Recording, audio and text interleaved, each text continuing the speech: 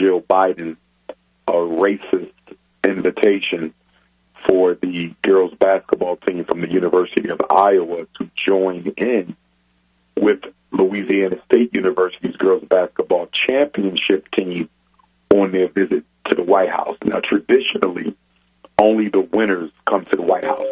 NBA champions, NFL champions, baseball champions, college basketball, college football, and, of course, college women's basketball. So Louisiana State beat Iowa.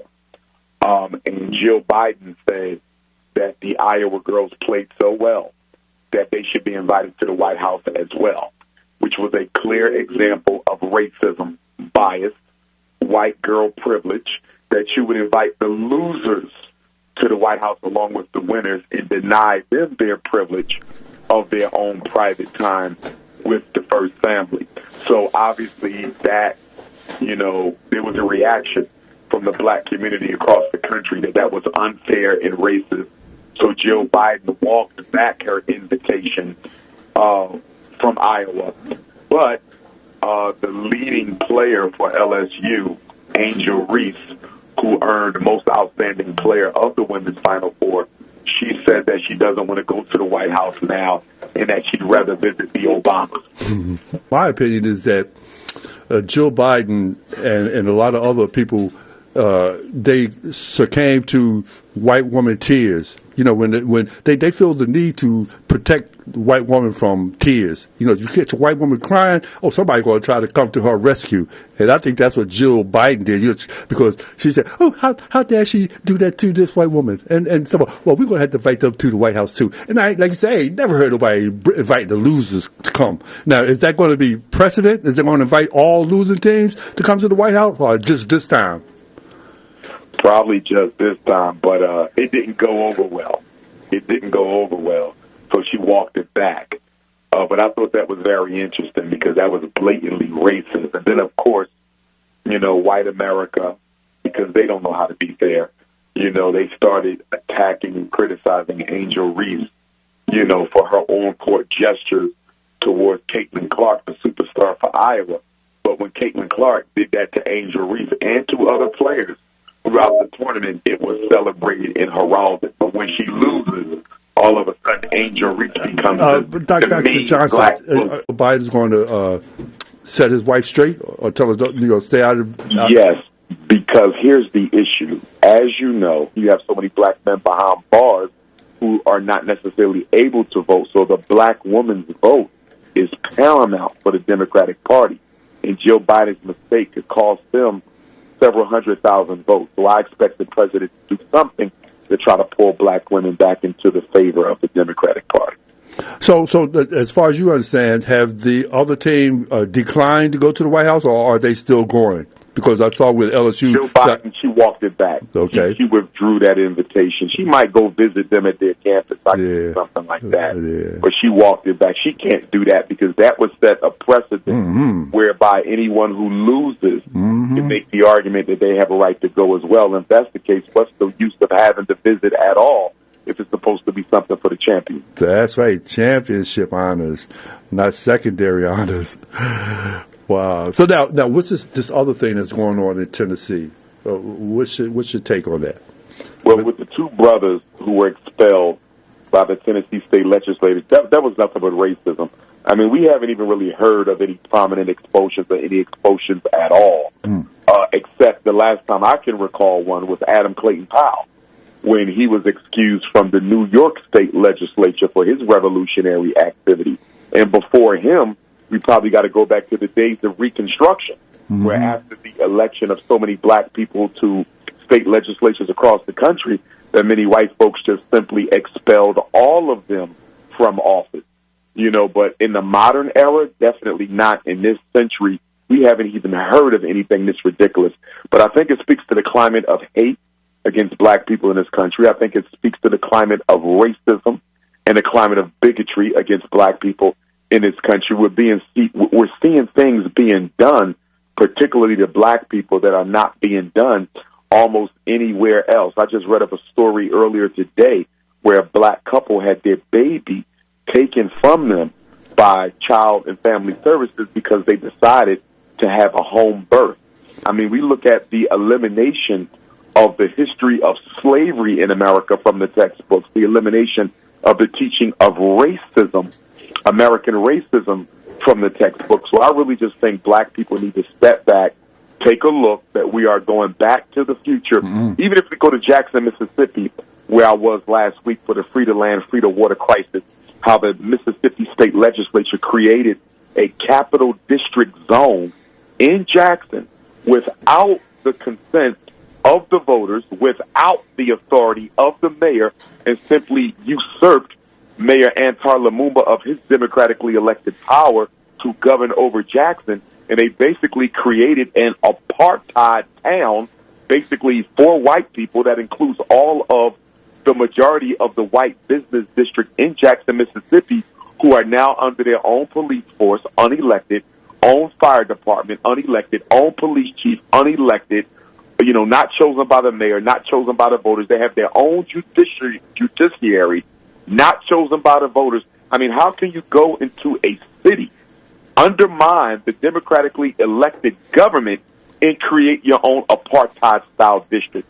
So we're seeing a whole bunch of blatant misrepresentations of the law when it comes to black people, and we're going to need to take a stand soon before it gets worse. This is about Obama. But I just wanted to know, nothing negative, but, okay, so you stated that you wish that Obama's presidency would have never happened because you believe it did set Black America backwards.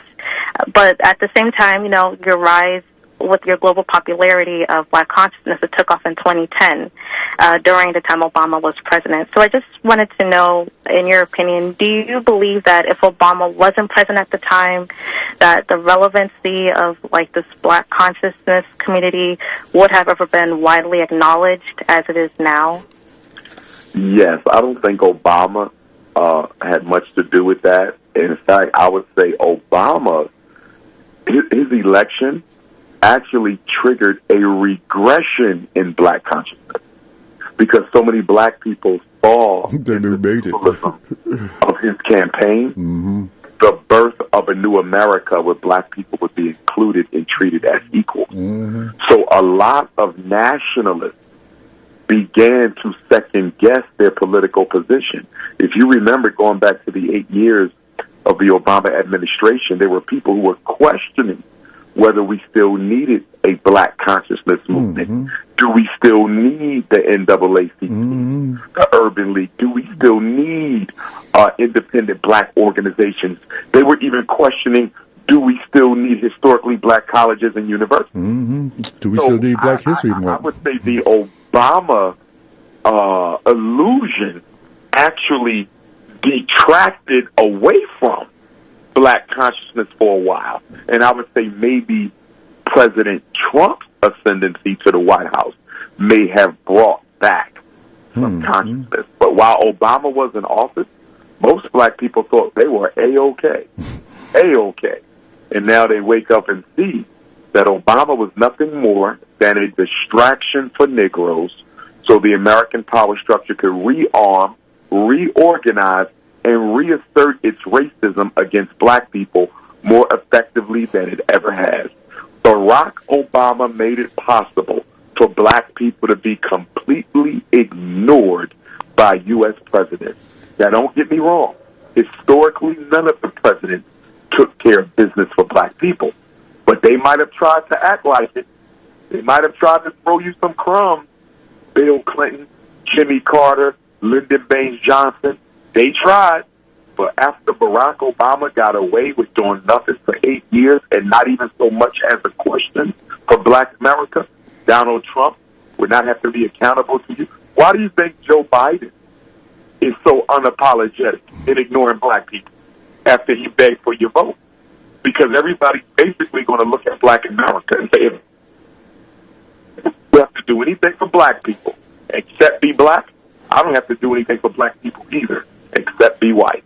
I see where they are, I think it's in Detroit or is it in Michigan, somewhere they're trying to say they want to give blacks reparations, and I'm saying, and in some other places too, in California, they're hitting at it and stuff, and I'm saying they're talking about it in these pockets. Why don't we have a national reparations council to say how we should receive and distribute and apply reparations? Well, the thing is, Baba David, internal reparations has to precede external reparations. Mm-hmm.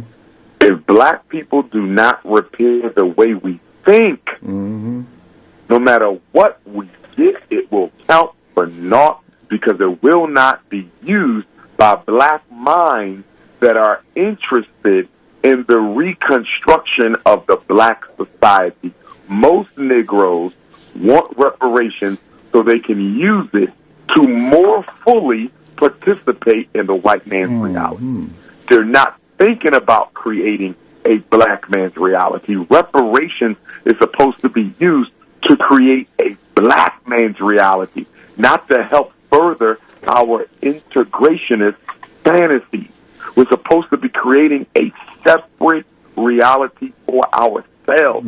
That's what reparations should be getting used for. But I would tell you this: we can't use reparations as a scapegoat either. And what I mean by that, very little conversation is being had around what black people are doing with their money right now. See, that gets ignored, and we go straight into the reparations, and nobody holds the black community accountable for wasting $2 trillion every year. When are black women going to have a conference amongst themselves and talk about how they're going to redirect $30 billion in hair and beauty? When are black men going to have a conference amongst ourselves and talk about how we're going to redirect that $2 billion in Air Jordan or that $12 billion in men's cologne? You understand? Or the several billion we spend on luxury SUVs. If we do not develop discipline with the money we have now, if we don't become more progressive with the spending of the money we already have, what you get from reparations will be useless. And I don't see enough conversation around the dysfunctional economic habits of black people. Everybody cuts right to the reparations, and nobody wants to take accountability for how we waste $2 trillion annually in this country. So, Dr. Johnson, I wanted to ask you about that. They say they're trying to ban TikTok. What do you think about that? Well, the U.S. government, National Security Agency, they're claiming that China is spying with the TikTok. You know, whether that's just propaganda or true, I don't really know. I mean, it wouldn't hurt to be banned. You know, we got too many black children who can't read on grade level, so I don't understand how they got so much time to be on social media in the first place. I mean, right now in America, only half of the black boys in the fourth grade can read on grade level, and only half of the black boys in the 8th grade can count on grade level.